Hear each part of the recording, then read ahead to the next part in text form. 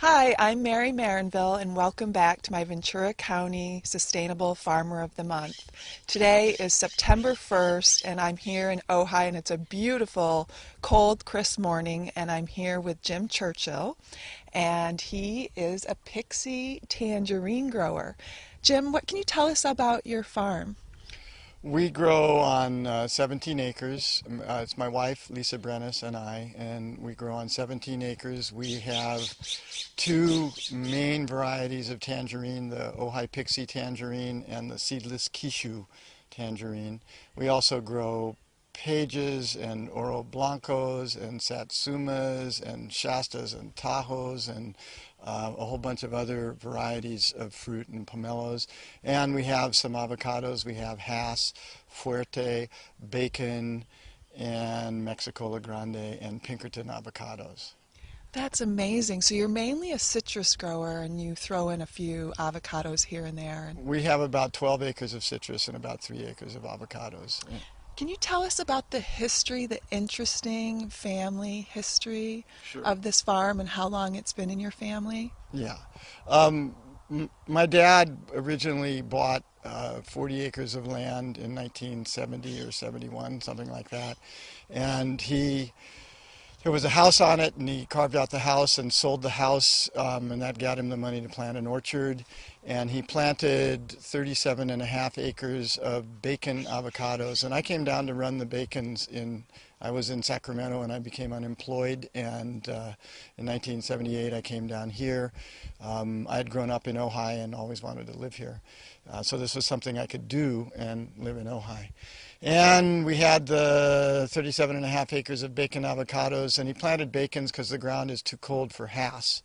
But right around the time I started selling our first crop of bacons, the market disappeared for bacons. They're not very good. They don't taste particularly good, and they're thin-skinned, and they don't ship. And the avocado business, the industry as a whole, just said, "Why are we supporting this variety? It's no good. We're going to do Hass." And we were left with 37 and a half acres of bacons, and they had a Phytophthora infection. It's a soil-borne fungus called Phytophthora cinnamomi, or root rot, and it looked like it was going to kill all the avocados. They were just dying, and I was going around cutting them down and fumigating the ground, and it just was endless. And so I began looking for something else to plant.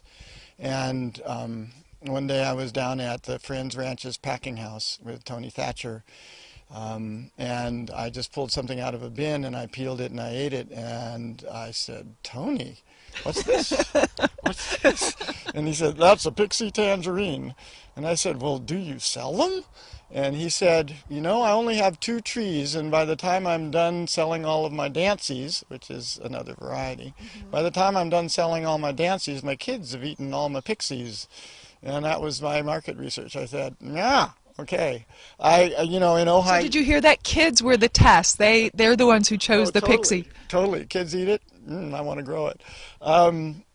So in Ojai, you grow avocados or citrus mostly because we have too rocky. The ground is too rocky to grow row crops mostly. So I didn't want to grow oranges. I just didn't want to be a sun-kissed grower. I wanted to grow something I could sell myself. You understand, in 1978 or 1980, when this was going on, nobody was selling their own, or hardly anybody was selling their own fruit. Tony's father-in-law, They Elmer. would sell it to Sunkist, and Yeah, Sunkist would yeah. sell it to the grocery Yeah, stores. and my model was actually Tony's father-in-law, Elmer Friend, because he sold direct, and I thought, I knew people could do it. I just had never done it myself, and people didn't generally do it.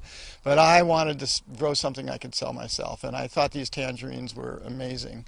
And so I got some budwood and planted out some tangerines, and then I got so enthusiastic about having planted my first 80 trees that I ordered another 120 trees. And then my father said, "Son, you don't really know how you're going to sell this fruit. I think you should not plant any more trees until you see if you can sell it." He was not stupid, my dad.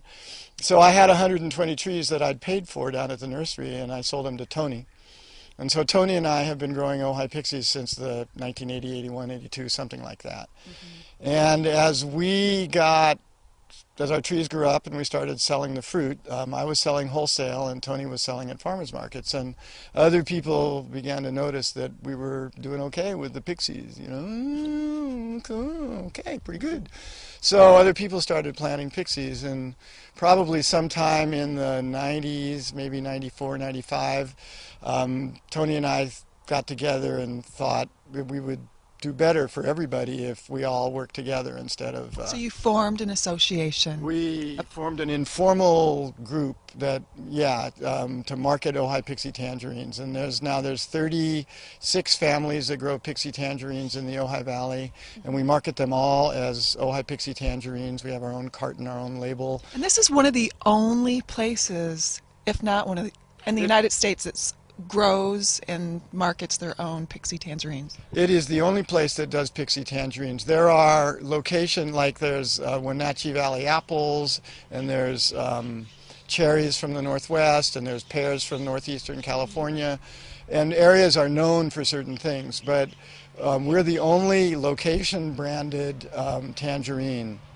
Here comes Brian with a tractor. It's going to be noisy. So what can you tell us about the pixie? When does it, when does the buds come? When does it, what is the growth cycle? When does it ripen? Okay, we're going to wait for Brian to pass, I think. I don't think so. You don't need to, right?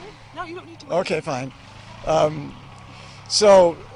all citrus pretty much in the Ojai Valley sets its blossoms in April. And that's why April in Ojai is so incredible, because it's full of orange blossoms. Oh, it smells gorgeous here in the month of April. Right. And then the fruit begins to show, its little BB-sized fruit in May. And we can take a little walk and look at some fruit. Wonderful. Now. It's September and the fruit is getting to be that big. And I can see that there might be a crop for next year. Yes! That's what we want. We want you to have a lot of fruit for us. Yeah. Because we love your pixie tangerines. So now let me just say about the pixie tangerine. It has some characteristics that are kind of useful. It's seedless, which back in 1980 when I planted them I didn't know was going to be a big deal, but it's a big deal. People prefer to eat a seedless tangerine. It's pretty easy to peel. It's not the absolute easiest. It's not that sort of zipper skin thing where the skin just falls off, but you get your thumb under there and it just comes off in a spiral. It's quite easy to peel. And so it's kid friendly. It's sweet, which is... Oh, they're delicious. They're absolute. All he has to say is they are delicious. I've find them now and I eat them, and they just they just open up into your mouth, and it's just sweet and delicious. Love it. And then finally, they hold on the tree. So they start to get ripe in the west end of the valley, sort of up Maricopa, where Tony and Emily are. Mm-hmm. It starts to get ripe at the end of February. We don't get ripe here until probably April. We're like a month behind them. Actually, in the same valley, we are a month later than they are. So we can start to find the pixies at farmers markets in March, April, and now you said you're just coming to the end. You're just finding a few on the trees. That's correct. But so they hold on the tree.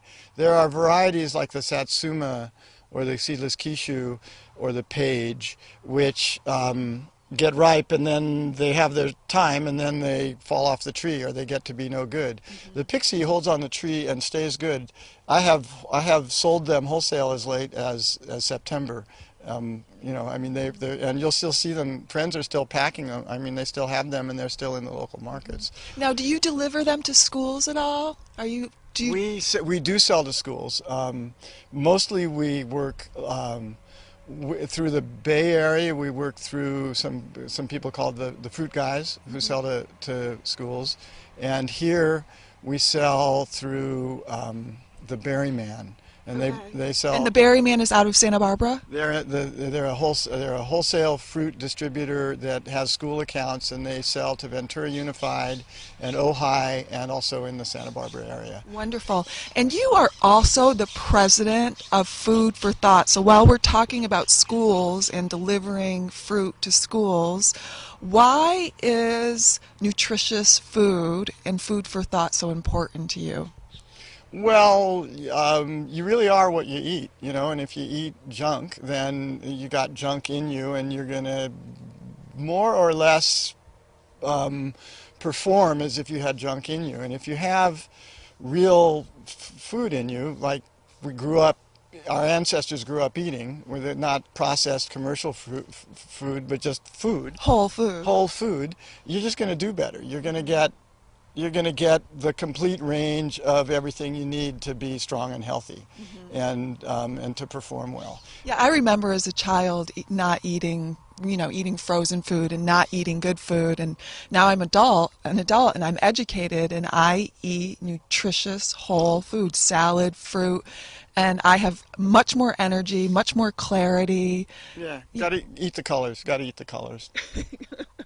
Well, thank you. Is there anything else that you want to pass on to the teachers of Ventura County and to the kids? Is there anything else that you'd like to tell them? Eat good food. Eat good food. Eat local as much as you can. Buy pixie tangerines, please, and be healthy. Be well. All right, and so what's your website? I know I'm holding a bumper sticker here, and I think it's, There's a couple of websites you can go to. My wife and I, Lisa, our personal website is tangerineman.com, and you can see all about our orchard and our operation. And then if you go to ojaipixies.com, all one word, OJAI Pixies, it's a website for all 36 families that grow pixie tangerines, and you can see about a lot of the other farms in the Ojai Valley that grow pixies. wonderful. So if you want to learn more about pixie tangerines and what Mr. Jim Churchill does and about his farm, please go to those websites, tangerineman.com and ojaipixitangerine.com. Thank you.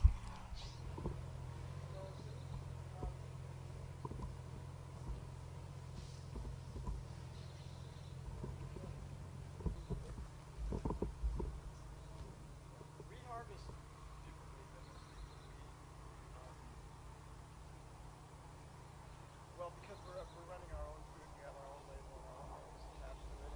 Actually, I'm able to make sales because people know that if I say it's good, it's good. That imposes the obligation that I not sell it, because then it has to be good. So we pick very selectively. We don't pick free.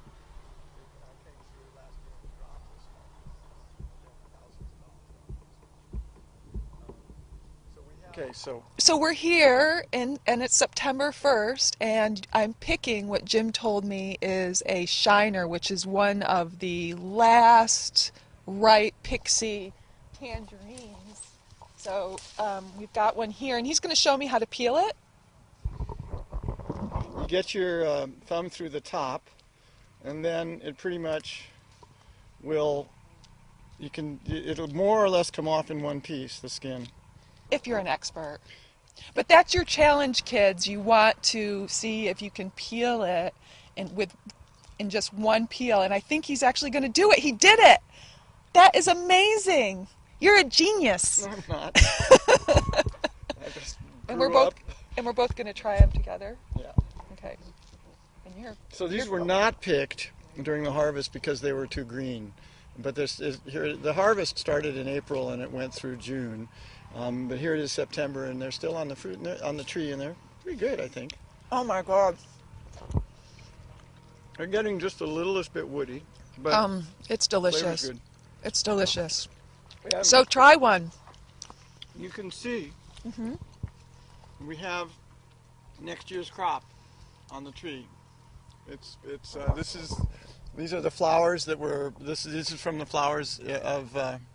That blossomed in April and set as fruit in May. Got that?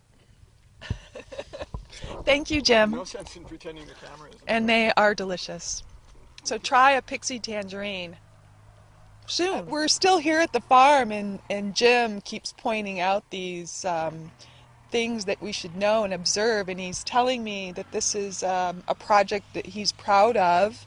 And can you tell us a little bit more about what, is this Brian, or No, this is Luis, and then what Luis is doing behind us? yeah, Luis is so Brian and Luis, Brian on the tractor and Luis on the rake, are we're doing a mulching project. We're going to mulch 4 inches deep, about 80% in the rows. What we're doing is we're building soil where the roots are, and we're conserving water.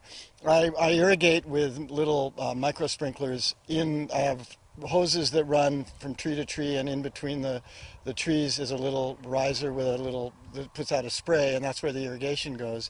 And this conserves the water so that my water use is less, which is important because water is, I don't know, it's a $22,000 a year expense for us. And it also, this stuff degrades over the years and becomes fabulous soil. So it's just a mulching project. It's a sustainability. It's good for the environment. You're creating and building healthy soil, and you're decreasing topsoil erosion by doing this as well. We don't have any topsoil erosion. We have so many weeds in the ground that there's no blowing away of topsoil, and we don't till, so there's no topsoil loss. And this also helps conserve water as well. Yeah, it conserves water and builds soil. Great. Well, thank you for doing this for us, and thank you for your sustainability efforts. That's something to be really proud of in Ventura County. Thank you.